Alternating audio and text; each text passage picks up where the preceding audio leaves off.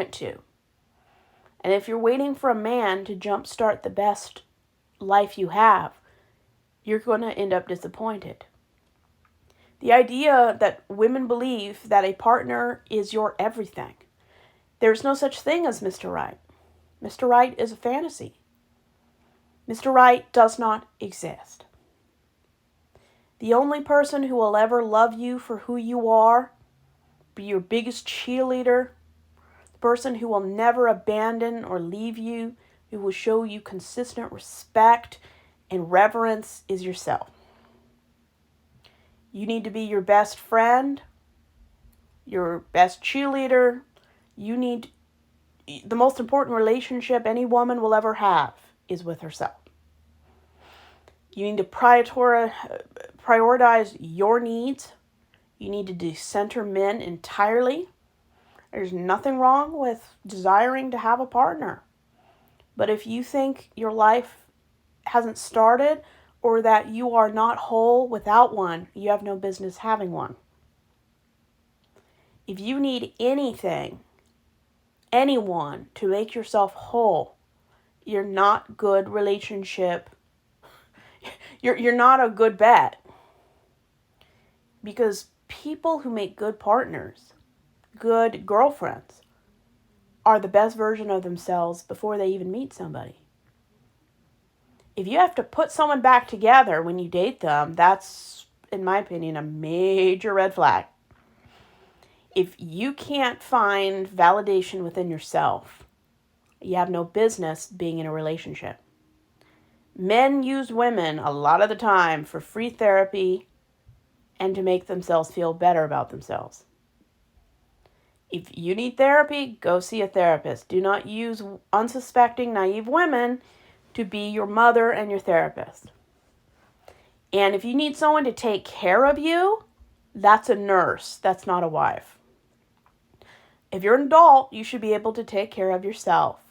Make your own dental appointments, get yourself to work, make your own lunch.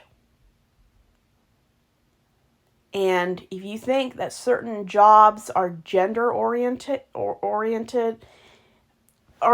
gender stereotyped, you should not be in a relationship. Work has nothing to do with gender. Gender has nothing to do with what work you should be doing. You should not be cooking, cleaning, and doing laundry just because you're a woman. Everyone should be doing their own laundry, their own cooking. If you're not, there should be only two reasons. You're dead, or you're unable to get up and do it yourself. And there's a lot of disabled people. There's a lot of people recovering from illnesses or who can't take care of themselves. That's not who we're talking about. There's a reason why weaponized incompetence usually falls under male behavior. I'm not saying women don't do it. I'm saying that men have made it iconic. And we just need to stop weaponized incompetence. Because it's really not incompetence. It's weaponized passive-aggressive laziness. And it's all about creating a point, making a point. You're not worth respecting. Because a man who respects you won't want you to do his jobs for him. He'll be doing it himself. Real men make their own lunch. Now, if you volunteer and you want to do it sometimes, I don't care. But expecting your wife to make your own lunch because she's your wife. What are you, third grade? Are you a third grader that you have to have a grown woman make your meals for you? Are you going to catch the bus later? A grown man who can lift concrete and drive semi-trucks and propane tanks can't make his own lunch. That is the most pathetic human being I have ever heard of. Weaponized incompetence is a fancy term for saying, I'm too lazy and too entitled to do my job, so I'm going to punish you by doing it horribly so I'll never have to do it again. And we as a society, we reward men for being absolute messes. And a man who can't make his own lunch, do his own clothes, cook his own food, do his own laundry, is a liability. There's a difference between not having a clue how to do something and finding out. Everyone has Moxie. Everyone has access to Google.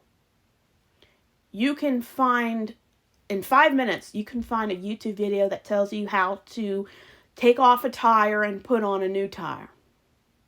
If you don't know how to load a dishwasher, that's what YouTube and Google is for. If a grown man can't do his own stuff, don't call yourself a man. Real women should be able to do anything they need to do. If a woman loves to cook, that's fine. But it's not her job. And if you think that's what wives do and you marry someone because they can cook, that's not equality. Churches do very little to maximize women's rights and minimize men's entitlement. A godly wife in these circles is someone who does 90% of the domestic labor, cooks, cleans, does laundry, whatever. A man's job is to provide. We need to get beyond the idea that men provide. Men are a provider, not the provider. On average, most adults work. Men aren't the providers anymore. They're a provider. They're one of usually two people that are bringing in money.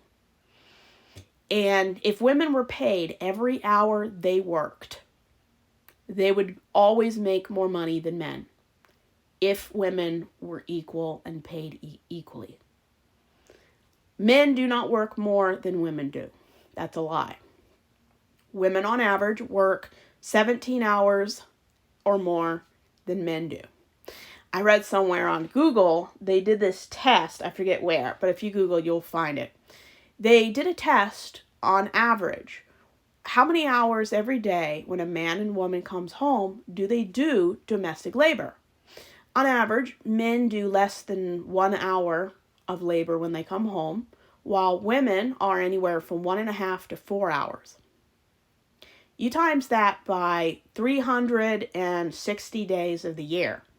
You come up with women, on average, doing a minimum of 17 more hours of unpaid work a week. That's an extra 6 weeks of 40 hours a week times 6 weeks. This is how much more work women do for nothing. And if women can still get out of bed to take care of their kids after working 18-hour days, and men average no more than 10 hours a day. And don't get me wrong, there are people out there that work 4 days in a row, but we're talking about the average. People who work anywhere from 7 in the morning to 7 o'clock in the evening. On average, men put in 1 shift, women put in 1.5. So not only do they work 8 hours a day, they work anywhere from 2 to 4 extra hours. Imagine being a woman working 1.5 shifts for every 1 shift a man does. And she doesn't get paid. Being a wife is a glorified nanny, housekeeper, mother, personal assistant, and whore. Even though I don't like that word, that's pretty much what men want. Being a wife is like having 7 job descriptions and being paid nothing. If a woman wants money, she better have a job. Any relationship where women don't have access to money is a dangerous environment. I mean, you just added an extra 30% chance of having an abusive relationship if a woman does not have access to her own money. Because financial coercion is real.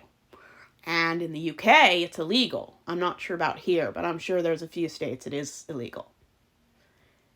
relationships cater to men.